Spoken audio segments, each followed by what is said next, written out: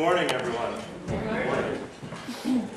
So, it's been an interesting week.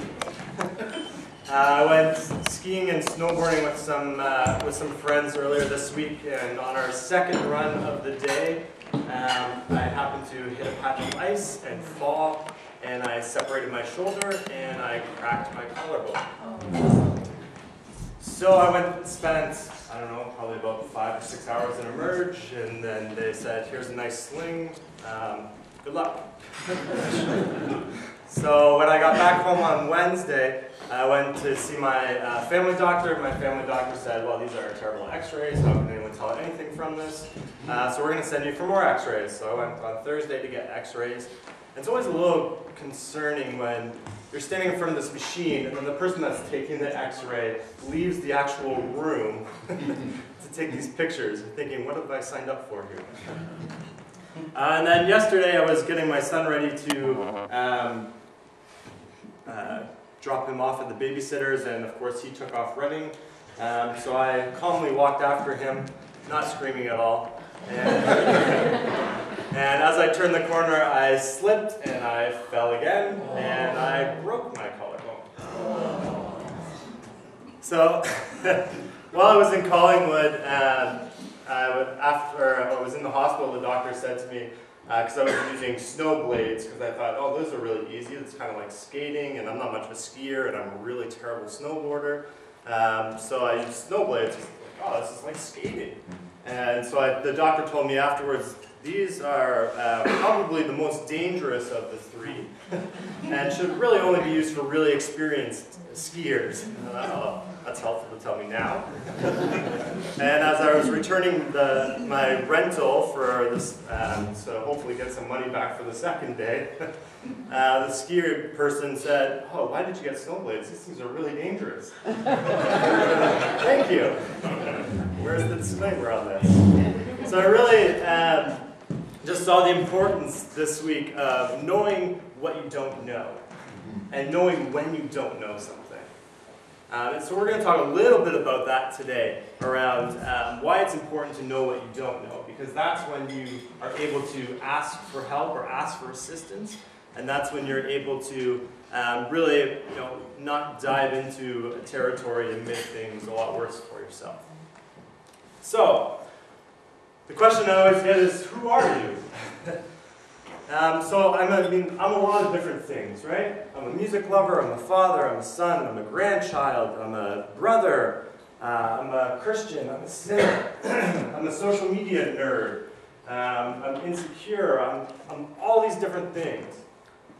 And we all have, and these are only some of the things that I'm willing to admit.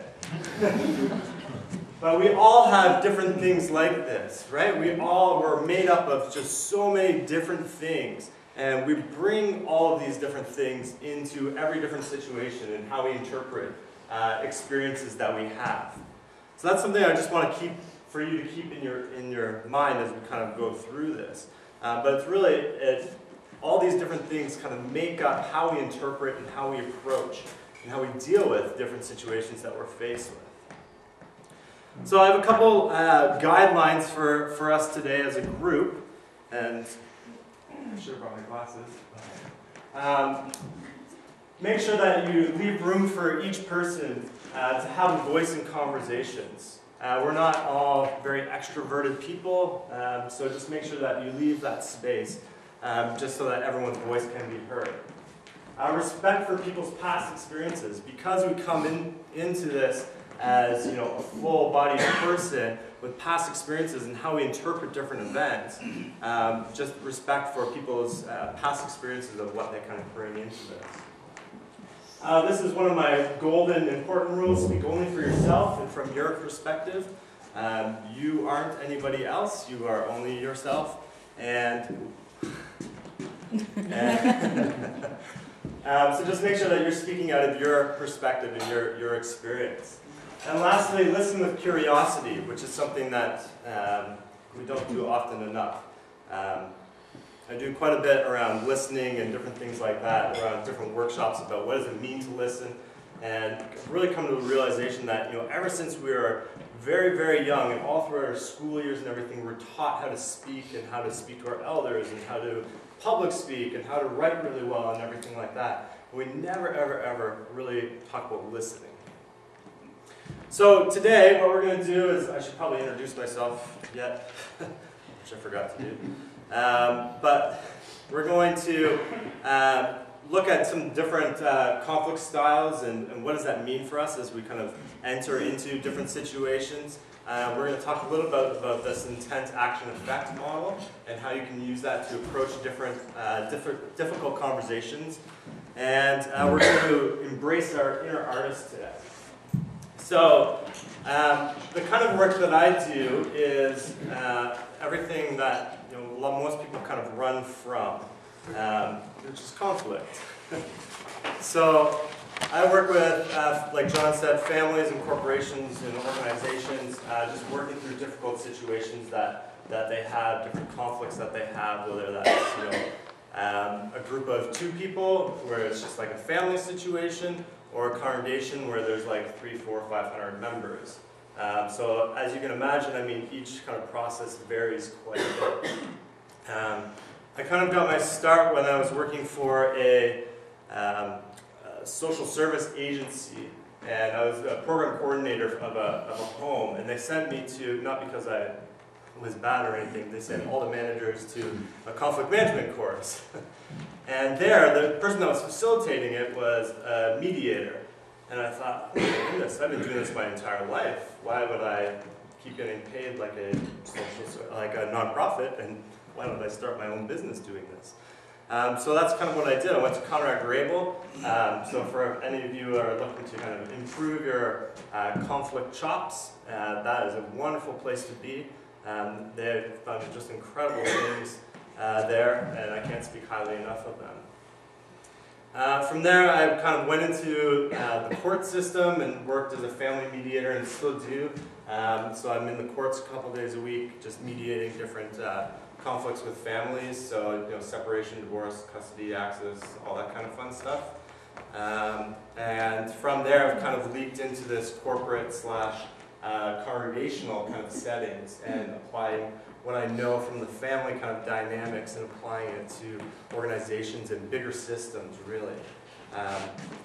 Right from the get-go, one of the things I knew right away was that I wanted to work with churches, because I really have a deep love for the church.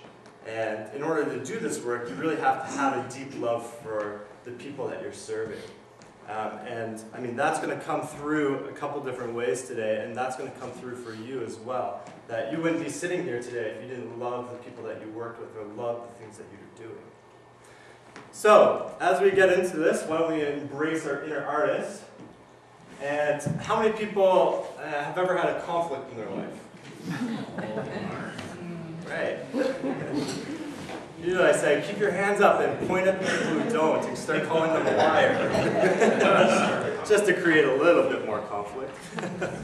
So on each of your tables there, you have a piece of paper there.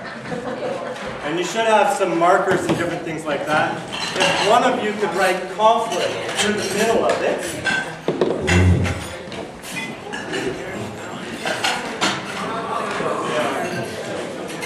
So what I'm going to get you to do is when someone writes conflict through the middle of it, I'm just going to have each of you kind of grab a marker or take turns using those markers. And I'm going to have you draw conflict. What comes to your mind when you think of conflict? So you can draw it, you can write different words, you can, just use your imagination. So I'll give you about 5 minutes to do that, and then we'll kind of work through a lot of it.